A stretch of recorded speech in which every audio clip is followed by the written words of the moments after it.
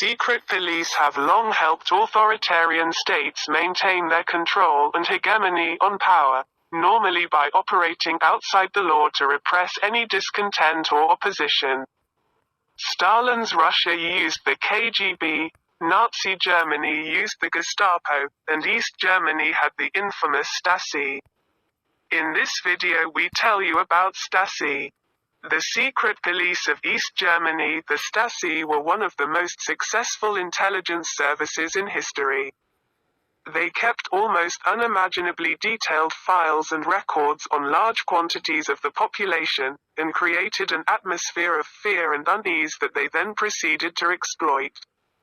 Where did the Stasi come from? The Stasi was formed in early 1950 with the title of Official State Security Service for the newly formed German Democratic Republic, DDR. With similarities to the KGB, the Stasi's role involving spying, gathering intelligence, on the population with the aim of keeping the government informed and being able to quash any discontent before it became a threat.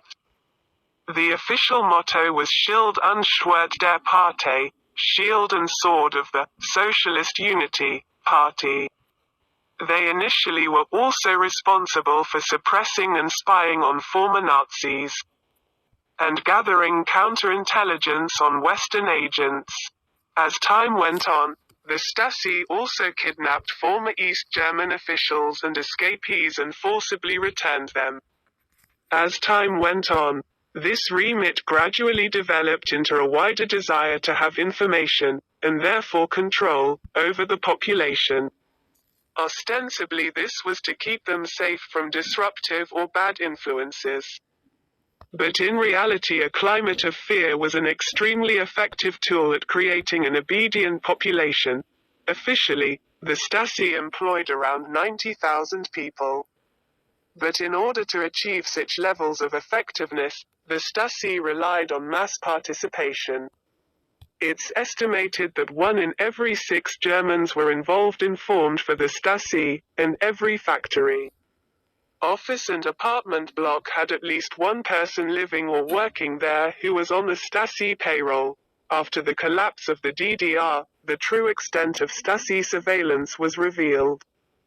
They had been keeping files on 1 in 3 Germans, and had over 500,000 unofficial informants.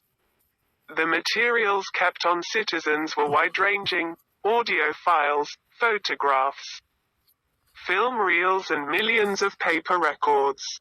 Tiny cameras, hidden in cigarette cases or bookshelves, were used to spy in people's homes. Letters would be steamed open and read, conversations recorded, overnight visitors noted down. Many of the techniques used by the Stasi had actually been pioneered by the Nazis, and in particular the Gestapo.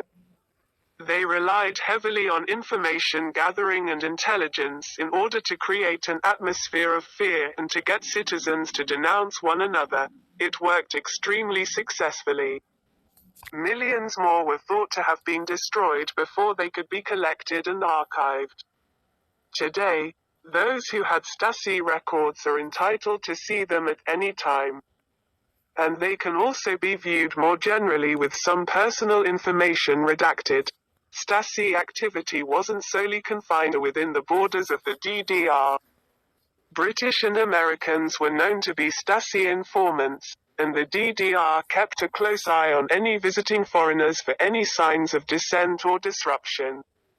Stasi agents also infiltrated foreign embassies, often in the form of housekeeping staff, in order to listen for potential intelligence.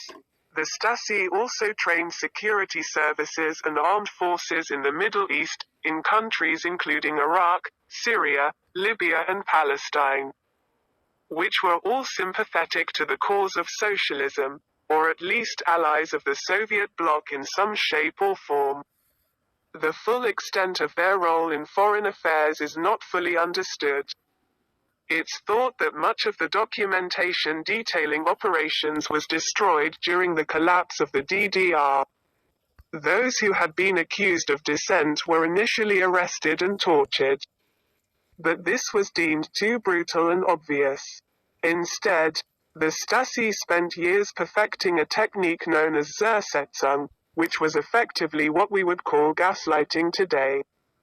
Their homes would be entered while they were at work and things moved around, clocks changed, fridges rearranged.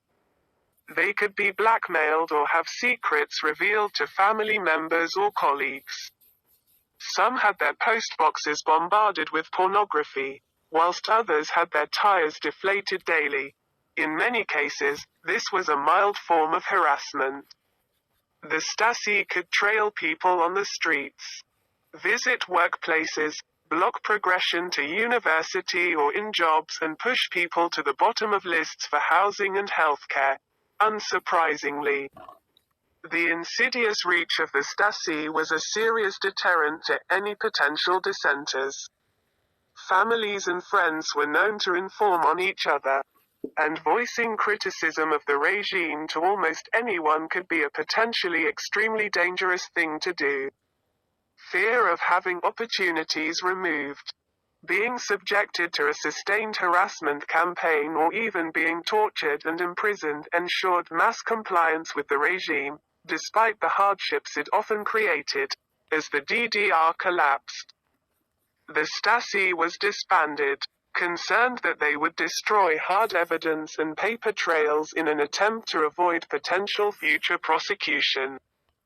In 1991, citizens occupied the former Stasi headquarters in order to preserve the documentation within.